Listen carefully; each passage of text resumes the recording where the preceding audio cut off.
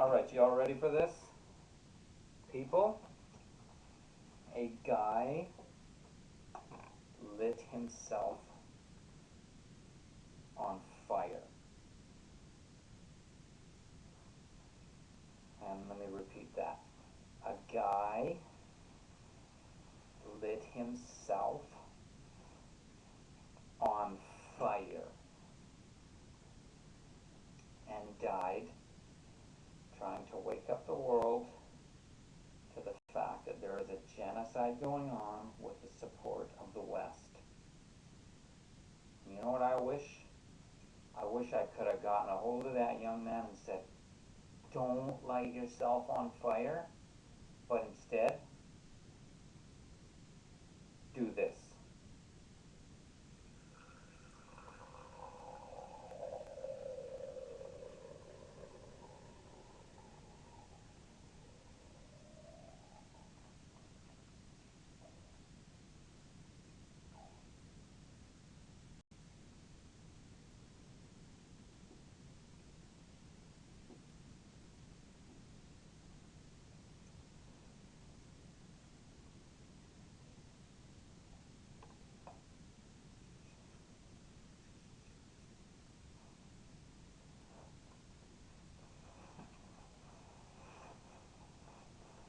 Now here's the difference between what he did and what I wish he had done. What he did ended his life. This would have prolonged it.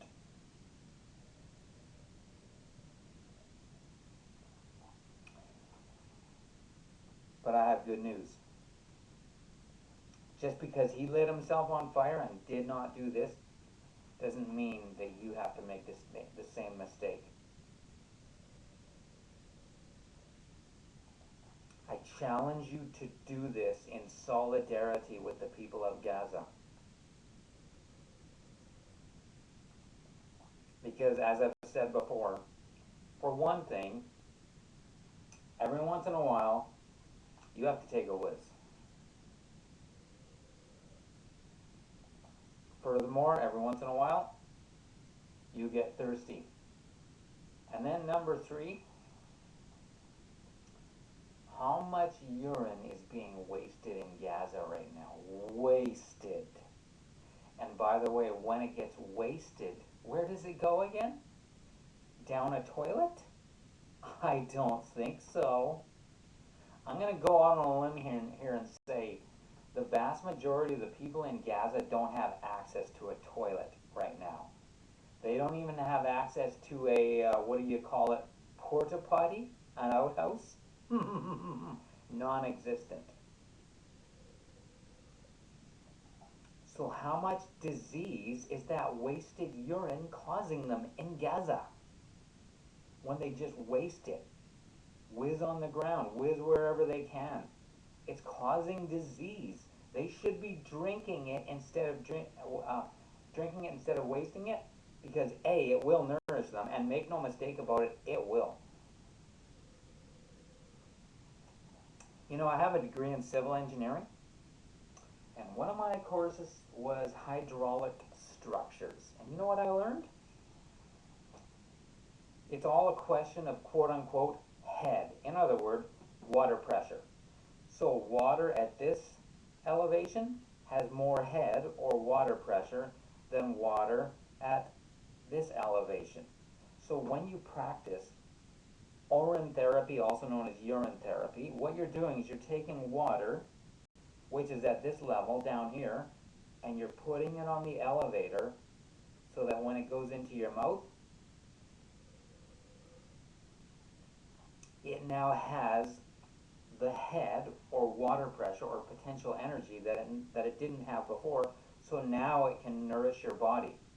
So it's like a river flowing downhill, and you're putting it back upstream in the river. John Turmel has an excellent video called PP Power to Poor People.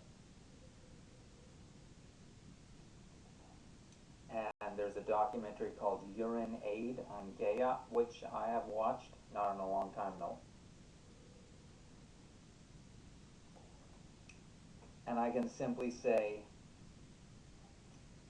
if a 25-year-old serviceman in the American Army can light himself on fire, ending his own life, why can we not do this? We can do it, but I can tell you, it's all in your head.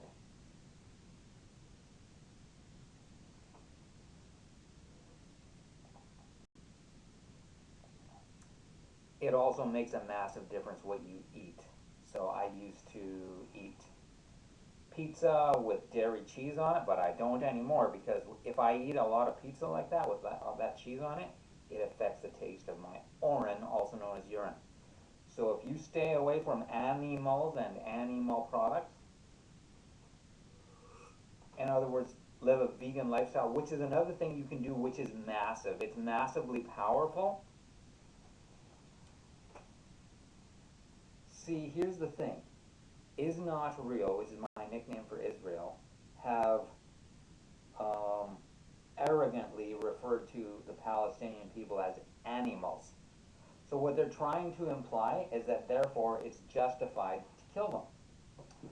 Well, I no longer accept that it's okay to kill and eat animals. I'm also going to say I refuse to compare Is Not Real to the animals, because that would be an insult to the animals. Notwithstanding the fact that there are some courageous souls in Is Not Real, also known as Israel, who have had the courage to stand up to this genocide, but they are the exception and not the rule, and the Is Not Real government oppresses those people. Is Not Real must be dashed in pieces and wiped off the map. And what about the Bible? As smoke is driven away, so drive them away with thy tempest. You know the story of Ahab, the one in Naboth's vineyard, and Naboth said it isn't for sale, and his wife. By the way, Ahab should have stopped his wife. Ahab should have said, I'm sorry, you're not going to do this. Ahab allowed it to happen. Jezebel did it, Ahab allowed it to happen. But here's what Ahab did that is what we should be doing. When Elijah, okay, wait a sec. So Ahab goes to claim the vineyard after Naboth has been murdered. Elijah shows up, and then Ahab says, art thou he that troubleth Israel? So he's blaming it on Elijah. That's what Ahab shouldn't have done. And Elijah sets the record straight. He says, don't blame me. You're the source of the trouble. So in other words, don't shoot the messenger. But Elijah pronounces God's judgment over Ahab. And you know, at least for once in his life, Ahab does something right, and he tears his clothes, he puts on sackcloth, and he goes softly, because he knows he is in trouble. And God says to Elijah, see that? I'm going to honor that. All this judgment, all this me slaying all of his sons, which I am going to do one way or another, I won't do it in his lifetime. Are we doing what Ahab did? Humbling ourselves? We should be doing that. Church, evangelical Christians, we should be pulling an Ahab and tearing our clothes and going around in sackcloth and going softly, because we are in massive trouble. Now, I'm a little chagrined to give this caveat. When I say we, I realize that might be implying that I'm a Christian. I was, among other things, I saw a documentary called Caesar's Messiah, and one of my favorite parts of that video is at the end where Joseph Atwill quotes the verse, John 8:32, you shall know the truth, and the truth shall make you free. Or ye shall know the truth, and the truth shall make you free. The truth has made me free. I no longer consider JC to have even existed, let alone be the Son of God. So I think that kind of makes me no longer a Christian, but I did grow up in a very strongly Christian home, and I'm thankful for a lot of the things I learned from that. I'm thankful that I learned how to be pro-life. That's not going anywhere. I'll be pro-life all the way. That makes things interesting, because when you support Palestine, as I do, you find yourself listening to a lot of people on the political left, and to say the least, I don't really find them to be pro-life.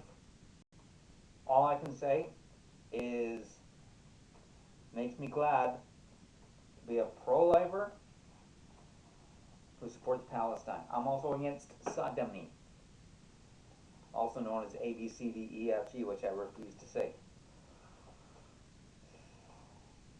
Nevertheless, so when I say we, I mean I, having a very strongly Christian background, and then the evangelical church, we're in big trouble for what we've done to Palestine. We better realize what we've done. If you want to know what I'm talking about, read The Ethnic Cleansing of Palestine by Ilan Pappé and Blood Brothers by Elias Shakur, etc. You know, I brought up Palestine with some guy over the weekend, and I mentioned The Ethnic Cleansing of Palestine by Ilan Pappé, and he said he had read it. It made all the difference in the world. He wasn't arguing with me, he wasn't disagreeing with me. We were in such agreement that those Palestinians have been so wronged. And it was like such a breath of fresh air when I met someone who had read that book.